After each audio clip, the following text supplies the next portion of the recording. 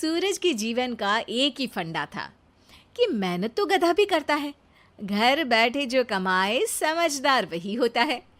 इसीलिए उसने कभी नौकरी ही नहीं ढूंढी। इस बात से हालांकि उसकी पत्नी शिखा बिल्कुल भी अग्री नहीं करती थी, पर फिर भी सूरज को समझाना बेकार था।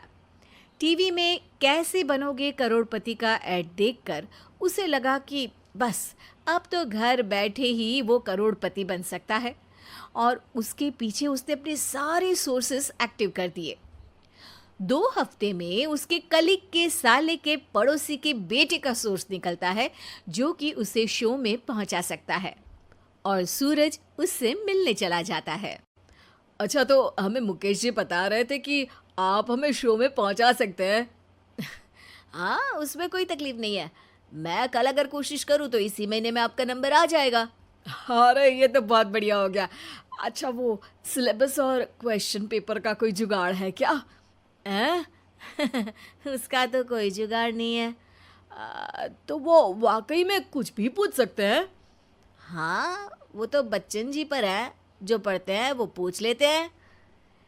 पहली कोशिश फेल होने पर अब सूरज के सामने एक बहुत बड़ा सवाल था कि आखिर जवाब कहाँ से लाए।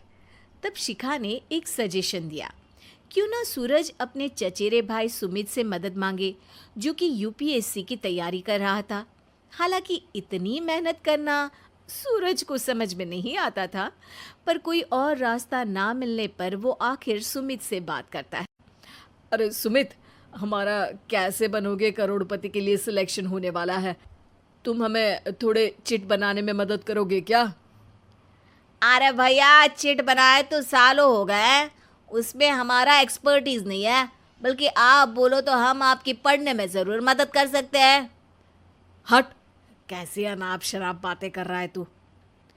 सूरज ने सुमित को मना तो कर दिया था, पर तैयारी करने के सिवाय कोई चारा उसे दिख भी नहीं रहा था। खासकर जब 12 के पेपर लीक करने के एक्सपर्ट शुक्ला जो भी हाथ जोड़ लेते हैं। आखिर सूरज को सुमित के पास जाना ही पड़ा, और उसने सुमित और शिखा से वादा किया कि वो बहुत मेहनत करेगा। 1 महीने की तैयारी के बाद फाइनल हुआ कि शो से 1 हफ्ते पहले एक ट्रायल खेला जाएगा, जहां पर सारे रिश्तेदार ऑडियंस की जगह पर होंगे और शिखा सवाल पूछेगी। दूर दराज से भी रिश्तेदार आकर हाजिर हो गए देखने कि आखिर कैसे बनेगा सुमित करोड़पति। सब कुछ सेट था, और इतने में सूरज आकर अपना स्पीच देता है। ये 1 महीना मेरे लिए आसान नहीं था, पर अपने भाई सुमित और अपनी पत्नी शिखा की मदद से मैं इतनी दूर पहुंच पाया हूँ। मेरे मम्मी पापा के आशीर्वाद ने भी बहुत साथ दिया है मेरा। मैं उम्मीद करता हूँ कि आज के शो में आप लोगों को बहुत मज़ा आएगा। साक्षी पहला सवाल पूछती है और पूरे कमरे में सन्नाटा छा जाता है। इंडिया में कितने स्टेट्स हैं? 3, सॉलिड, लिक्विड और गैस। अरे रुकिए, तो ऑप्शंस तो देने दीजिए। इतने में 5वीं कक्षा का चिंटू बोल उठता है। अरे क्या मामा, आप तो पहले सवाल पर ही आउट हो गए। अरे बेटा, पहला सवाल तो ट्रायल होता है ना। अरे तुम अब देखना। देखने जैसी बात तो थी ही। सूरज को इतना शांत किसी ने नहीं देखा था। कभी कभी तो लगता था मानो सूरज आंख खोलकर ही सो गया हो। मामा जल्दी करो प्लीज, कल सुबह पनवेल भी तो निकलना है। अरे हट, कंसंट्रेट करने दे मुझे। 3 सवाल में 3 लाइफलाइन खत्म हो चुकी थी, और अब चौथे सवाल पर भी सूरज का मौन नहीं टूटा। पर सूरज अभी भी हार मानने को तैयार नहीं था। उधर हर कोई सूरज को छोड़ सुमित को देख रहे थे। आखिर सुमित ने ही तो पढ़ाया था सूरज को। गजब बेइज्जती है यार। अरे बेटा, तो बाप का, दादा का, भाई का, सबका नाम बुड़वाएगा। अरे 3 लाइफलाइन ले ली तो भी तेरा कुछ नहीं होना है। अरे कोई इतनी बात करता है क्या शो पर? अरे बेटा, शो पर तेरे जैसे भी तो नहीं आते ना। सूरज की ये जंग आखिर 1 घंटे बाद 5वें सवाल पर खत्म हो गई, जब उसने इंडिया के नेशनल बर्ड का नाम कहा, कौवा। अरे बेटा, मजा तो बहुत आया, बस थोड़ा टाइम पर खत्म होता तो आनंद भी आ जाता।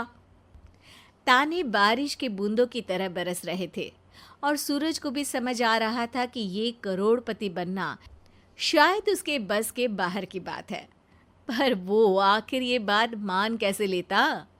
वो सख्त लौंडा जो ठहरा, उसने सोचा कि बेइज्जती तो हो ही चुकी है, पर अगर मैं हार नहीं मानूं तो शायद कुछ हो सकता है।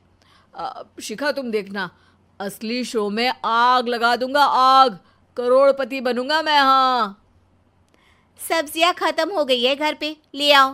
पहले पति बन जाओ, फिर करोड़पति बनना। अरे गजब बेइज्जती है यार। बेटा, अभी तो घर पर ही हुई है, 1 हफ्ते में तो तुम देश के सामने करवा कर आओगे। वैसे जब टीवी पर जाओ ना, तो बस अपने मम्मी का ही नाम लेना, ठीक है? कोई पूछे तो बोलना कि पापा नहीं है मेरे।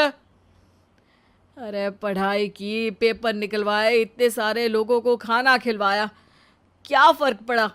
इसीलिए मैं कहता हूँ कि मेहनत तो गधा भी करता है, घर बैठे जो कमाए वही सिकंदर। लेकिन मामा, गधे भी जानते हैं कि हमारा राष्ट्रीय पक्षी मोर है।